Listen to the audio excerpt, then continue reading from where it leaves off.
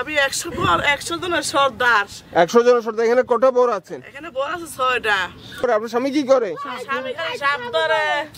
আচ্ছা, সাপ ধরে। 3টে করে বিয়ে করে দেখিস না। এটা বলেন কটা করে বিয়ে করে বলেন? 3টে 4টে। আপনি কত নাম্বার? আমি 4 নাম্বার। 4 নাম্বার। তো বেদে সম্প্রদায়ের ওনারা ঘুরে বেড়ান, ওনাদের নিজস্ব কোনো ঘর বাড়ি নেই, নিজস্ব কোনো ঘর বাড়ি নেই, ঘুরে বেড়ান।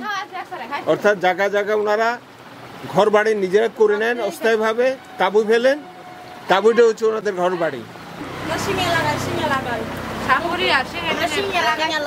আর আপনাদের যারা পুরুষ সাপের খাবার এখন এখানে দেখাইতে হ্যাঁ উঠাই দেয় ডুবুর না।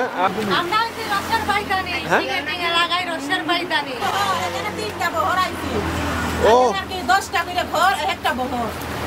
3টা বহর একসাথে আছেন এখানে। ও বুঝতে, আপনি আসছেন কোথা থেকে বললেন? এর আগে কোথায় ছিলেন? চট্টগ্রাম। আপনি কোথায় ছিলেন? সোনাইমুড়ি। আপনারা? এটা কোথায়?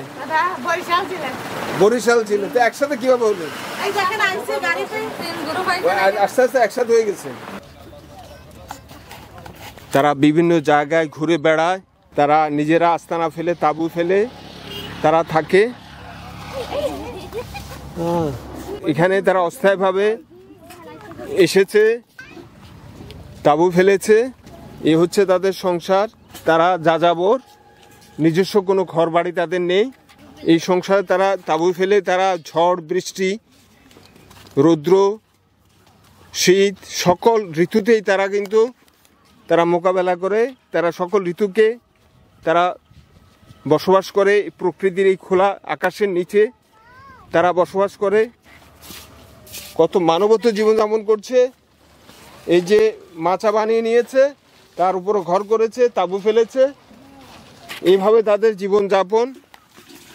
যে এই মানুষগুলো তারা যেভাবে বসবাস করছে, অত্যন্ত নিদারুণভাবে তারা জীবনযাপন করছে। এই যাযাবর তাদের খুব কষ্টের মাঝে জীবনযাপন। এই ঘরগুলো দেখলেই বোঝা যায় এই তাঁবু তারা ফেলেছে। আমি 100 জনের সর্দার। 100 জনের সর্দার। এখানে কটা বর আছেন? এখানে বর আছে 6টা। আপনার স্বামী কি করে? স্বামী করে সাপ ধরে। আচ্ছা, সাপ ধরে। 3টে করে বিয়ে করে দেখিস না। এটা বলেন কটা করে বিয়ে করে বলেন? 3টে 4টে। আপনি কত নাম্বার? আমি 4 নাম্বার। 4 নাম্বার। তো বাকিগুলো কোথায়? বাকিগুলো দেশে থাকে, জায়গা থাকে। একজন এইরকমই থাকে আলাদা। অর্থাৎ আপনার স্বামী 4টা বিয়ে করেছে, আপনি হচ্ছেন 4 নাম্বার। সর্বশেষ বিয়ে আপনাকে করেছে, এরপরে যদি আবার করে তাহলে 5 নাম্বারে যাবেন। এই যে বাচ্চাটা দৌড়াচ্ছে।